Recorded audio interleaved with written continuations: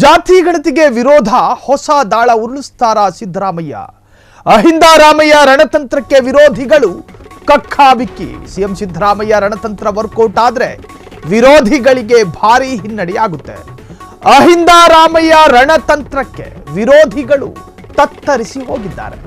CM Siddaramaiah ರಣತಂತ್ರ workout ಆದ್ರೆ ವಿರೋಧಿಗಳಿಗೆ ಭಾರಿ ಹಿನ್ನಡೆಯಾಗುತ್ತೆ. ಜಾತಿ ಗಣತಿ ವರದಿ ಜಾರಿಗೂ ಮೊದಲೇ ಹಿಂದುಳಿದ ಮೀಸಲಾತಿ ಹೆಚ್ಚಳ, ಅದರ ನಿರ್ಧಾರ, ಅದಕ್ಕೆ ಸಂಬಂಧಿಸಿದಂತೆ ಸಭೆ. ಇನ್ನು ಮೀಸಲಾತಿ ಹೆಚ್ಚಳವಾದ್ರೆ ಜಾತಿ ಗಣತಿ ವರದಿಗೆ ಹೊಸ ಟ್ವಿಸ್ಟ್ ಸಿಗೋದ್ರಲ್ಲಿ ಸಂದೇಹ ಬೇಡ. ಜಾತಿ ಗಣತಿ ವರದಿಗೆ ಒಕ್ಕಲಿಗರು ಮತ್ತು ಲಿಂಗಾಯತರ ತೀವ್ರ ವಿರೋಧತೆಯೂ ಕೂಡ ವ್ಯಕ್ತವಾಗಿದೆ. ಆದರೆ ಜಾತಿ ಗಣತಿ ವರದಿ ಪರ ನಿಂತಿರುವ ಅಹಿಂದ ಸಮುದಾಯ ಜಾತಿ ಗಣತಿಗೆ ವಿರೋಧ, ಜಾತಿ ಗಣತಿಗೆ ಸಾಕಷ್ಟು ವಿರೋಧತೆಗಳು ವ್ಯಕ್ತವಾಗಿದೆ.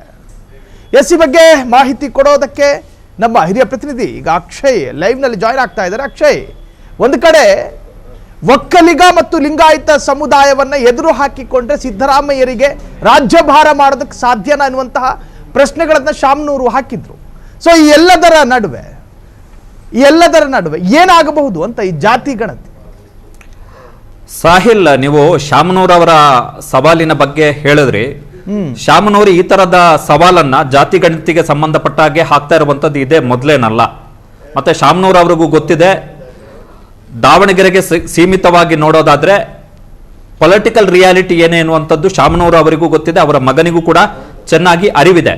ಇನ್ನು ನಿರ್ದಿಷ್ಟವಾಗಿ ಈಗ ನಾವು ಕ್ಯಾರಿ ಮಾಡ್ತಿರುವಂತಹ ಸುದ್ದಿಯ ಬಗ್ಗೆ ಮಾತನಾಡೋದಾದ್ರೆ, ಈ ಇವತ್ತಿನ ಸಂಪುಟ ಸಭೆಯಲ್ಲಿ ಒಂದು ವೇಳೆ ಜಾತಿ ಒಬಿಸಿ ಮೀಸಲಾತಿ, ಇತರೆ ಹಿಂದುಳಿದ ವರ್ಗಗಳ ಮೀಸಲಾತಿಯ ಪ್ರಮಾಣವನ್ನ 32% 51% ಹೆಚ್ಚಿಸುವ ಬಗ್ಗೆ ಒಂದು ವೇಳೆ ವಿಶೇಷ ಸಂಪುಟ ಸಭೆ ತೀರ್ಮಾನವನ್ನ ತೆಗೆದುಕೊಂಡರೆ ಅದು ಜಾತಿ ಗಣತಿಗೆ ಸಂಬಂಧಪಟ್ಟ ಹಾಗೆ ಏನೆಲ್ಲ ಹೋರಾಟ ನಡೀತಾ ಇದೆ ಅದಕ್ಕೆಲ್ಲದಕ್ಕೂ ಕೂಡ ಕಂಪ್ಲೀಟ್ ಹೊಸ ತಿರುವನ್ನೇ ತಂದುಕೊಡುತ್ತೆ.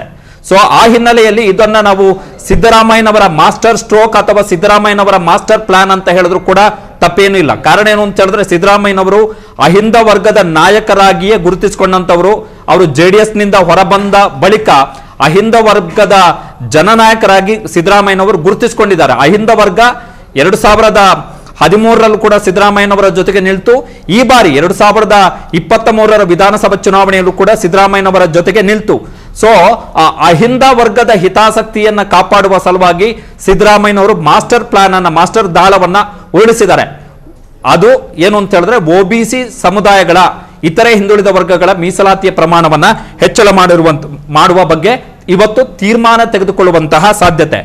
ಜಾತಿ ಗಣತಿ ವರದಿ ಪ್ರಕಾರ 2015ರಲ್ಲಿ ಏನು ಜಾತಿ ಗಣತಿಯನ್ನ ನಡೆಸಲಾಯಿತು, ಅದರ ಪ್ರಕಾರ 70% ಜನಸಂಖ್ಯೆ ಏನಿದೆ ಕರ್ನಾಟಕದಲ್ಲಿ ಅದು ಕಂಪ್ಲೀಟ್ಲಿ ಒಬಿಸಿ ಸಮುದಾಯಕ್ಕೆ ಸೇರಿದಂತ ಜನಸಂಖ್ಯೆ. ಅಂದ್ರೆ ಒಬಿಸಿ ಸಮುದಾಯ, ಅದರಲ್ಲಿ ಮುಸಲ್ಮಾನರು ಒಳಗೊಂಡಂತೆ ಒಬಿಸಿ ಸಮುದಾಯ ಕರ್ನಾಟಕದಲ್ಲಿ ಅತ್ಯಧಿಕ, ನಿಯರ್ಲಿ 3/4 ಒಬಿಸಿ ಸಮುದಾಯದ ಜನಸಂಖ್ಯೆ ಇದೆ.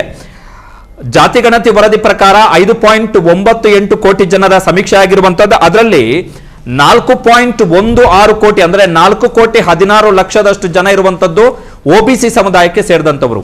ಸೊ ಆ ಹಿನ್ನೆಲೆಯಲ್ಲಿ ಒಬಿಸಿ ಸಮುದಾಯದ ಮೀಸಲಾತಿ ಹೆಚ್ಚಳ ಆದ್ರೆ ಸಿದ್ದರಾಮಯ್ಯನವರಿಗೆ ಒಂದು ಹೊಸ ಅಸ್ತ್ರ ಸಿಗುತ್ತೆ. ನಾನು ಅಹಿಂದ ಸಮುದಾಯದ ಪರ ನಿಂತಿದ್ದೀನಿ, ನಾನು ಅಹಿಂದ ಸಮುದಾಯವನ್ನ ಬಿಟ್ಟುಕೊಟ್ಟಿಲ್ಲ, ನನ್ನ ಮೇಲೆ ಇಟ್ಟಿರುವಂತಹ ನಂಬಿಕೆ ಮತ್ತು ನಿರೀಕ್ಷೆಗಳೇನಿತ್ತು ಅದನ್ನ ನಾನು ಕಾಪಾಡ್ಕೊಂಡು ಬಂದಿದ್ದೀನಿ ಎನ್ನುವಂತಹ ಸಂದೇಶವನ್ನ ಸಹಜವಾಗಿ ಸಿದ್ದರಾಮಯ್ಯನವರು ರವಾನೆ ಮಾಡ್ಲಿಕ್ಕೆ ಅವಕಾಶ ಸಿಗುತ್ತೆ.